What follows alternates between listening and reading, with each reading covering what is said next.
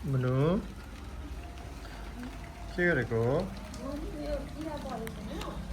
आज चाहिँ मेरो बहिनीलाई चाहिँ खतरा जोस चलिरहेको छ है चिसो दिन भइरहेछ हो भित्र चाहिँ लाइन नभएर रुम तातिरहेछ बाहिर हावा पानी जस्तो पर्दैछ मजा आइरहेको छ नि अब अहिले चाहिँ फुल सार्दैछ उसको अहिले बिजोग भएर फुल सारेको अरे हो यहाँ चाहिँ अब 43 डिग्री चाहिँ परिरहेछ दिनमा चाहिँ घाम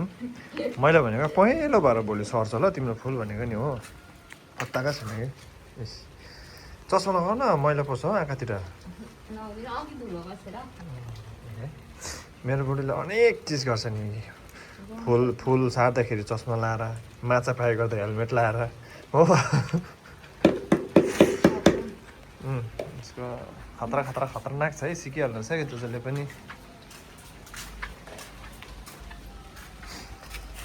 सबै फुल बिजोग भयो अब यस्तो घाममा त मान्छे त बिजोग छ फुलको के है बाहिर चाहिँ यस्तो भइरहेछ हेर्नुहोस् भुरी बतास चलेर भर्खर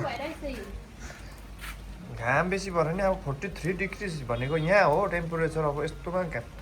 मान्छे हेपेक छ यो फुलहरू त बिचरा के हो अन्त यहाँ त बाह्रैमा चाहिँ घाम भेटिरहेको हुन्छ